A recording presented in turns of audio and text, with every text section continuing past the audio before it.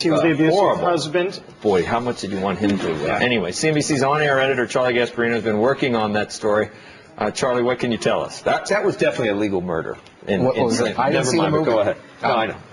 I'm against murder, Joe. I know you. Okay, make it short. Depends on the circumstances. Well, yesterday, the NYSE's regulatory official, Richard Ketchum, essentially says that they're launching a major crackdown on short selling. Not just the naked short selling where you don't just where you could short sell without getting full delivery of the stock, but also improper practices in the short selling world, whether you buy stock before an offering, either a secondary offering or an IPO. This comes on the heels of two pretty significant developments. Number one, the Senate Judiciary Committee is scheduled to hold hearings next week on short selling and hedge funds and improper practices. And number two, the Vonage IPO, where, listen, Vonage went from 17 to 8 in about a month. A lot of people blame it on improper short selling. It's some of the big Wall Street firms, some hedge funds, which took up short positions right before the IPO.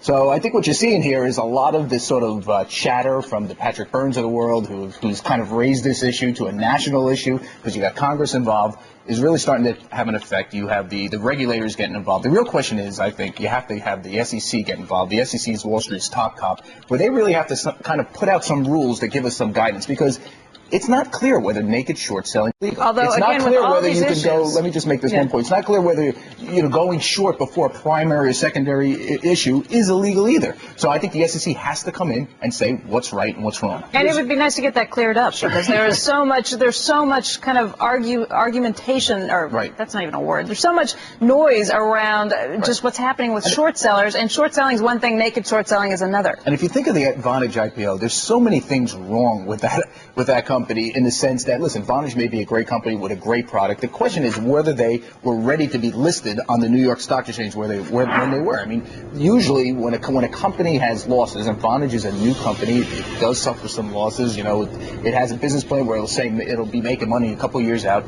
Those companies generally don't get listed on the New York Stock Exchange. The sophisticated buy side knew that there were problems with the company, or potential problems with the company. They went short. That is a signal to the rest of the investment public that they maybe shouldn't have been buying this. And I think there's there's bigger issues here than just naked short selling. How much credit does Byrne get for making this a national issue? He gets all of it, I think, really? Because of course, he came on this show, he came on other shows. I mean, he has elevated naked short selling to a point that I think most people that watch and read financial news knows about it. Now, the other thing is, listen, a lot of companies, small companies, have been talking about naked short selling for years. I had people come up to me when I was at the Wall Street Journal 3 or 4 years ago saying this is a horrible practice. But it did take Patrick Byrne, and, you could say it's a jihad or just a very good public relation effort to elevate this. Guess what?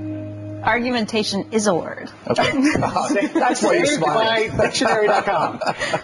Okay, thanks very much, Charlie. Aaron Burnett standing by at the NYSE.